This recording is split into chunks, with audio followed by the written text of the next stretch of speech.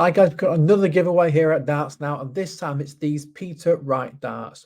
All you have to do to win is like, subscribe to our YouTube channel, and comment on all the videos we'll be doing throughout the Grand Slam this week. And we're going to pick a lucky winner from the comment section next week.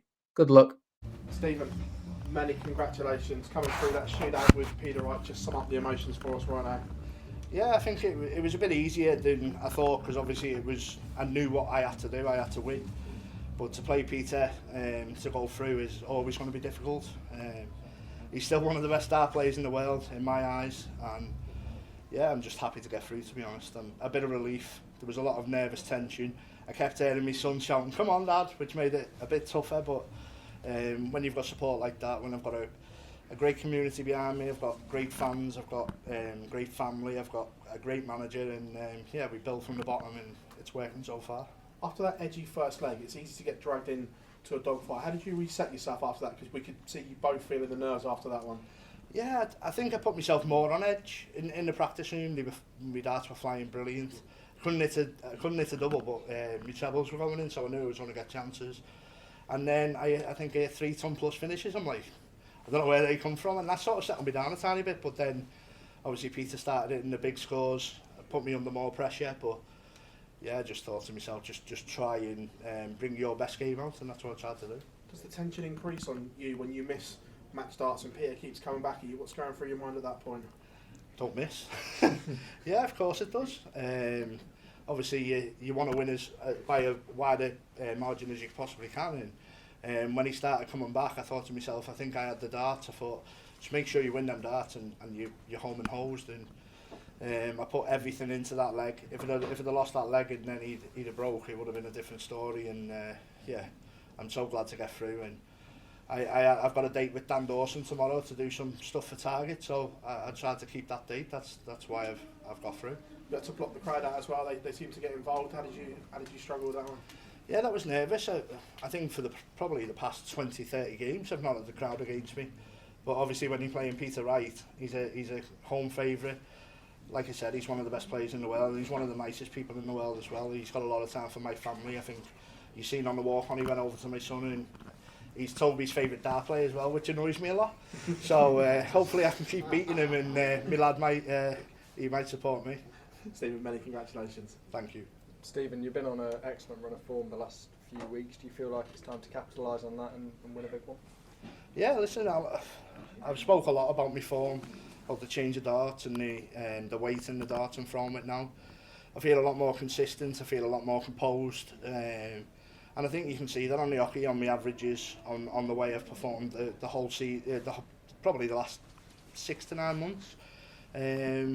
Yeah, so listen, it's good enough talking about the great averages and he's had another 110, but I'm not winning tournaments, so it's about time to turn them big averages into wins. And listen, I'm trying the best I possibly can to make that happen. We take notice in the numbers. Do you think people in the practice room are as well? Of course they are. I mean, they're not stupid. I mean, I look at stats. I look at everything, to be honest. I think there was a stat out the other day. I think number 5 in the last 200 legs on performance. So yeah, I'd be stupid not to look at that. I've got to take a lot of confidence away from that as well. And listen, like I said, I'm dangerous. If I keep on top of the way I'm playing at the minute, then I can win titles. But I've got to keep doing it. You talked about Peter. You believe he's still one of the best players in the world. What does that sort of top 3 or 4 look like, in your opinion? No comment. No, listen, it's crazy because you see people coming off the tour and you see new people coming onto the tour, the likes of Luke Littler, who's averaging 110, and he's not even on the tour yet. But our tour is incredibly tough. From the bottom of the pro tour to when you're playing on TV, there's never an easy game, to be honest. And it's all about, you've got to believe in yourself. Obviously, there's that many good players, and if you don't, then you'll just get left behind and swept under the carpet, to be honest. You mentioned Luke there. How do you think he'll be getting on next year? Obviously, his first year on tour. Well, I don't want to big him up too much because I'll probably play him a few times. But listen, he's a fantastic talent. He's got a great team behind him, and I think he's definitely one to watch for the future. Cheers, Steve. Stephen, do you sense a big opportunity in this tournament, the way your section of the draws just opened up a little bit tonight? Well, I'd have been stupid to look past Peter, to be honest. obviously I knew how difficult it was. I knew what I had to do. I knew I had to win that game to qualify, and I didn't look at nothing else. Obviously I knew Brendan Dolan and Danny Knockout were playing, and obviously winner or loser of that could have been my next opponent, but yeah, no, I kept me whole mind focused on the Peter Wright game. I had 11 hours sleep I think yesterday, so I made sure that I'm 100% ready. There was no fatigue, and I felt and I still feel really good now, to be fair, for playing another 10 legs. Are you feeling any sort of added expectation? A lot of people are talking up your chances now coming into majors the way you've been playing. Yeah, there's a bit, but you've got to sort of blink that out. Obviously, when you're up there on the stage, so many different things can happen. The crowd can turn, and it can just change the whole atmosphere of the game, and that could have happened. I think probably 12 months ago, that probably would have affected me, and I'd have probably lost that game. So to show the composure that I showed is a massive positive for me, and to get over the line and play as well as I did, I'm really happy. Thank you. Stephen, it's the first time in nearly 4 years that you've beaten Peter Wright. Was you aware of that record headed into this match? No, but thank you you didn't interview me before it. No, I wasn't aware of that. Obviously I knew I had a good record in the past against Peter, and he's beat me. I remember the game we played in the UK Open when I missed a 9-darter. I think it was 9-8 to him, and he sneaked over the line. But when you play Peter, you've got to play your best game, otherwise you're going home. Simple as that. This great form that you're in, it's almost not great form now. It's just this almost a new Stephen Bunting. Is it just the change in darts, or is there something else that's just clicked for you? I think obviously when you play well and when you can see it and you're consistently doing it at home, you get that confidence and that self-belief. And I compare myself to Liverpool. Liverpool are phase 2.0 now with the new midfield. It's all refreshed. That's the way I feel.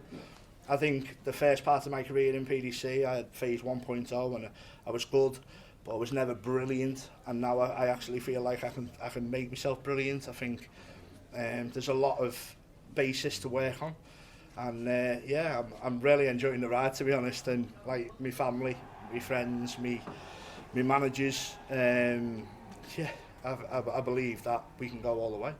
You talk about feeling refreshed, and you said that you feel like you can play another 10-12 legs. How important will that be, considering the format does jump to 16, and if you make it to Sunday, you're playing 2 really long matches? Yeah, no, I think that's the advantage of playing on the European Tour as well. We have that experience of playing multiple games and on the same day.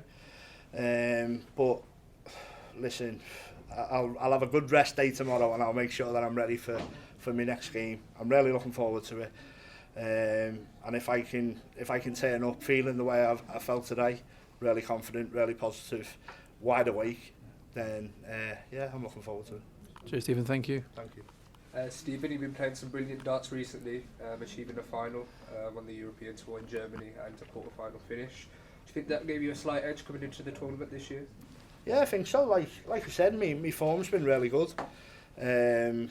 Results have been positive, and just the increase in weight in the dart and the way I feel and the practice and putting him back home is really positive. So I've got to take all the positives away from that. And I'm just looking forward to playing every single game, regardless of results. I'm coming away and taking every positive out of win or a loss. And you're currently ranked 24 in the world and a former BDO champion. Do you think your game's close to reaching the top 10, or do you think you can get into the top 10? Well, I'd like to think so, but I don't know how far off I am. I've not really looked at the figures and stuff, but I'm sure that if I keep this consistent Stephen Bunting up, then yeah, the prize money will come, and I can push my way into the top 16 definitely. Thank you.